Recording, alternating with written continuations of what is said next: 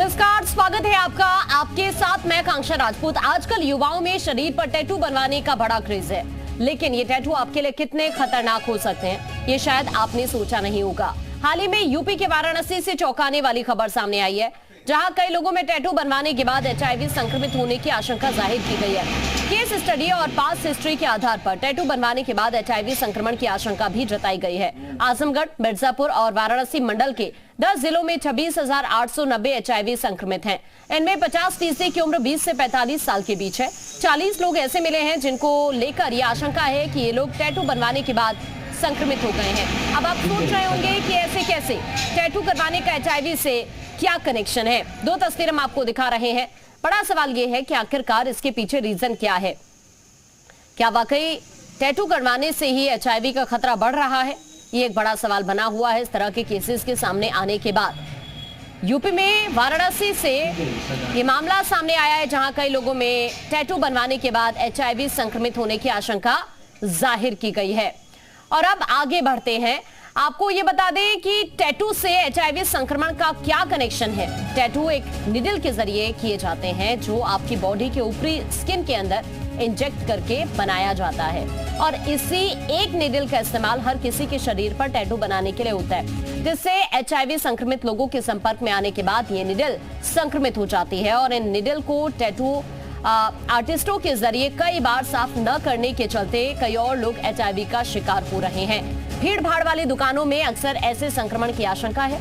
इस बीच डॉक्टर्स की टीम ने सस्ते दुकान और भीड़ वाली जगहों पर टैटू बनवाने से बचने की सलाह दी है।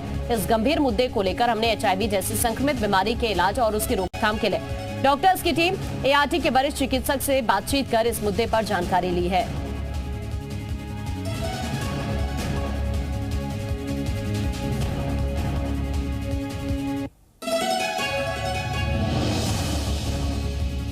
सबसे इम्पोर्टेंट कारण है असुरक्षित यौन संबंध। संक्रमित व्यक्ति के साथ अगर असुरक्षित यौन संबंध किया जाए तो उसमें HIV होने के चांसेस बहुत बढ़ जाते हैं। 90% कारण यही है। दूसरा इम्पॉर्टेंट कारण होता है संक्रमित ब्लड के चढ़ाने से।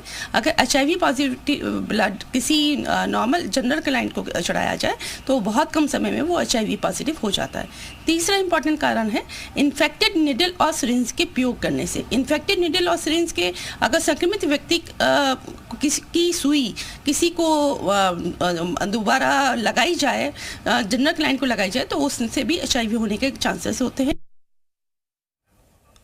तो देखिए, आप अभी डॉक्टर को सुन रहे थे। कई सारे ऐसे रीजंस हैं जो सामने आ रहे हैं HIV के पीछे के, और एक बड़ा रीजन ये भी आ रहा है कि टैटू अगर कराया तो HIV के शिकार आप हो सकते हैं। और ऐसा इसलिए हो रहा है क्योंकि अक्सर होता है कि जो सस्ती दुकानें होती है जहां पर कुछ लोग टैटू बनवाने के लिए पहुंचते हैं, वहां पर अक्सर एक ही निडल से अन्य लोगों को भी टैटू बना दिया जाता है, जिससे ये जो संक्रमण का खतरा है वो और ज्यादा फैल जाता है। और साथ ही ये जो टैटू इंक होती है ये भी काफी खतरनाक होती है। खतरनाक केमिकल्स इसमें यूज किए जाते हैं, तो इसीलिए लोगों के अंदर HIV का खतरा ज्यादा बढ़ गया है, जो लोग टैटू लवर्स हैं। क्योंकि वाराणसी की बात की जाए या फिर उत्तर प्रदेश के अन्य शहरों की बात की जाए, आजमगढ़ से भी इस तरह के केसेस सामने आए हैं। और जब इसको लेकर स्टडी की गई तो ये सामने आया कि इसके पीछे एक बड़ी वजह टैटू बनवाना हो सकती है। क्योंकि अक्सर यही होता है कि जब आप किसी सस्ती दुकान पर जाएंगे तो वहां पर होता यही है कि वो एक ही निडल से आपको, या फिर जो अन्य टैटू लवर्स उनके पास पहुंच रहे हैं टैटू मेकर, उसी से उनको भी टैटू बना देते हैं, और इसीलिए संक्रमण का खतरा और ज्यादा बढ़ जाता है। इस वक्त एक खास मेहमान हमारे साथ जुड़ रहे हैं। डॉक्टर मोहम्मद उस्मानी हमारे साथ है, त्वचा रोग विशेषज्ञ। डॉक्टर मोहम्मद उस्मानी, आपका बहुत स्वागत है। आजकल अगर हम देखें, टैटू का क्रेज लोगों के अंदर बहुत ज्यादा बढ़ गया है, लेकिन इस तरह से HIV के केसेस का भी बढ़ना, खासतौर पर वाराणसी, आजमगढ़ की अगर बात की जाए, तो वहां पर इसके पीछे एक बड़ी वजह यही सामने आ रही है कि जो ये सस्ते टैटू मेकर्स होते हैं, ये अक्सर यही करते हैं कि एक ही निडल को अन्य लोगों पर भी यूज कर देते हैं। तो क्या एक बड़ी वजह यही हो सकती है क्या इसके पीछे?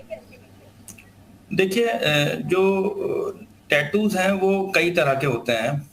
एक जो परमानेंट टैटू होते हैं उसमें डर्मिस के अंदर नीडल से ड्रिल करके जो है केमिकल डाले जाते हैं, कलर्स डाले जाते हैं। स्पेशली ये टैटू अगर आप किसी नॉन मेडिकल पर्सन्स के यहाँ पे बनवाते हैं, लगवाते हैं, तो वो हाइजीन का पूरा ख्याल नहीं रख पाते हैं और स्टेरिलाइजेशन नहीं होता है। यूजुअली वो डिस्पोजेबल नीडल इस्तेमाल नहीं करते हैं। जिससे कई तरह के जो है वो इन्फेक्शन जो है वो आ जाते हैं। और बहुत कॉमन जो है वो बैक्टीरियल इन्फेक्शन है, इम्पेटाइगो हो जाता है, सेलुलाइटिस हो जाती है, फॉलिकुलाइटिस हो जाती है।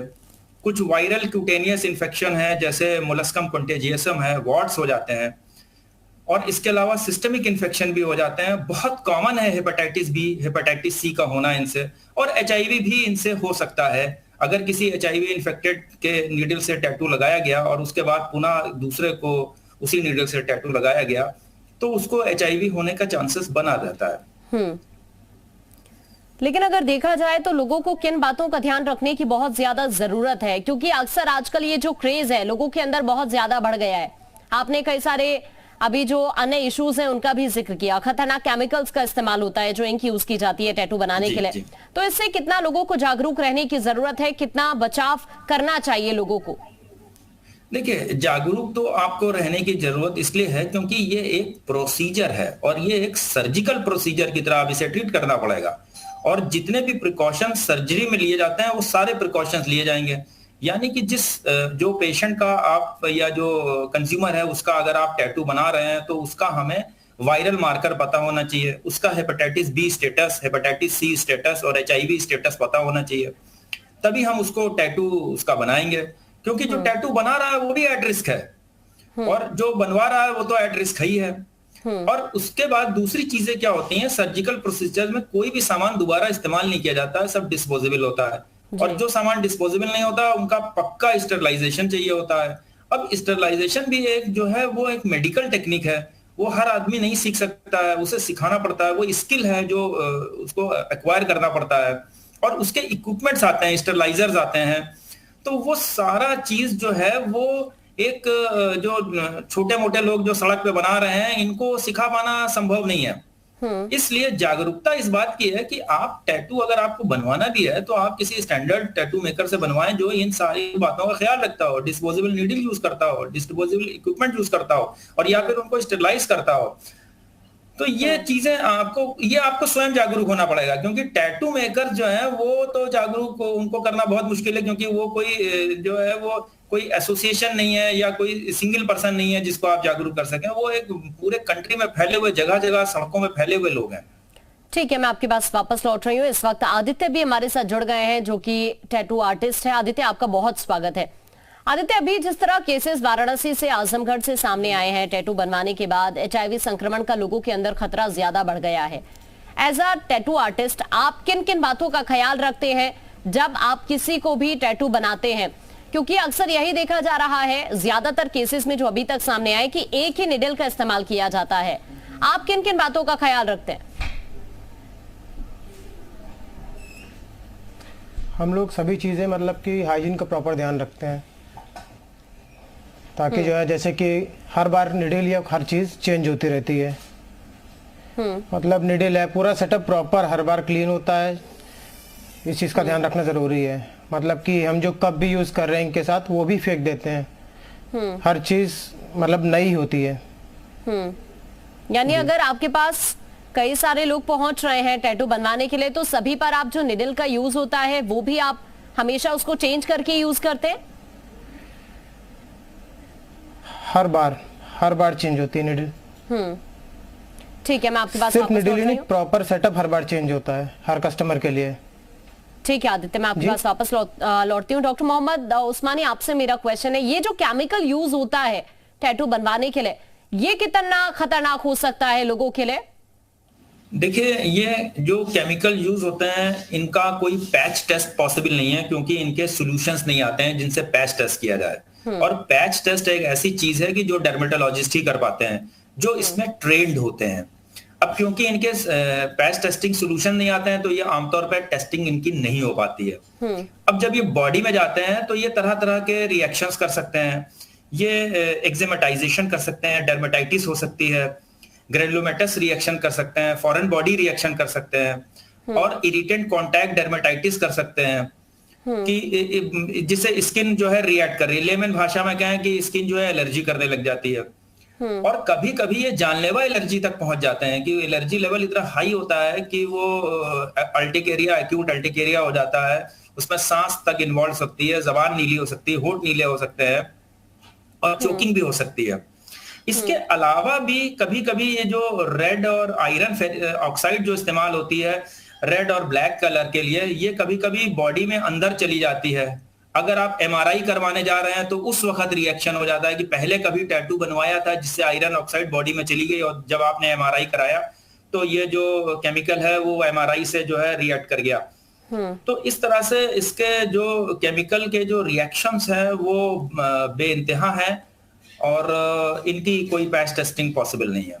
डॉक्टर, एक बार आप फिर से दर्शकों को और साथ ही अभी एक टैटू आर्टिस्ट भी हमारे साथ हैं, क्या आप इन सभी को ये बता पाएंगे सिर्फ एक निडल ही जरूरी नहीं है, ये निडल सही है या फिर नहीं है उसका भी ध्यान रखना बहुत जरूरी है। संक्रमण किस तरह से फैल रहा है उस निडल के जरिए, क्या सिर्फ इतना ही काफी है कि वही निडल बार बार यूज हो रही है या फिर अन्य बातों का भी ख्याल रखना बहुत जरूरी है? देखिए, मैं आपको अभी पहले ही बता चुका हूं कि ये एक सर्जिकल प्रोसीजर है और सर्जिकल प्रोसीजर में जितनी भी सर्जरी में प्रिकॉशन किए जाते हैं किसी भी सर्जरी में, वो सारे प्रिकॉशन यहाँ पे करने पड़ेंगे ताकि जो बना रहा है वो भी सुरक्षित रहे और जो बनवा रहा है वो भी सुरक्षित रहे।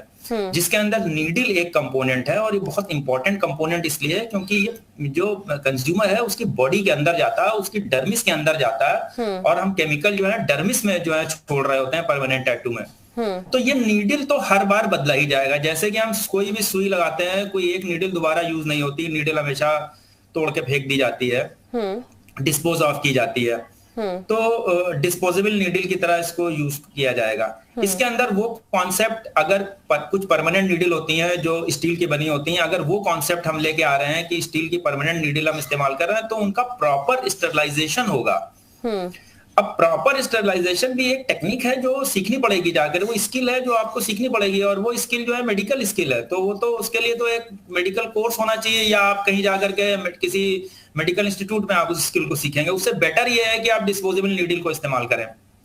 दूसरी चीज ये है कि जब आप टैटू, जो आर्टिस्ट है टैटू बना रहे हैं, वो पूरा जो अपना ग्लव्स है वो ग्लव्ड रहे और पेशेंट का पहले से उन्हें स्टेटस मालूम हो कि अगर आप जो है वो टैटू बनवा रहे हैं, जिसका बना रहे हैं उसका हेपेटाइटिस सी, हेपेटाइटिस बी और HIV स्टेटस क्या है, उनकी पहले जांच होनी चाहिए कि भाई ये हेपेटाइटिस बी तो नहीं है इनको, हेपेटाइटिस सी तो नहीं है इनको। तो खाली नीडल से ही काम नहीं चलेगा, आपको जो है उसकी जांच करनी पड़ेगी पेशेंट की जिसकी आप टैटू बना रहे हैं। ठीक है, बहुत शुक्रिया डॉक्टर आपका, आप हमारे साथ जुड़े और आदित्य आपका भी बहुत शुक्रिया हमारे साथ जुड़ने के लिए।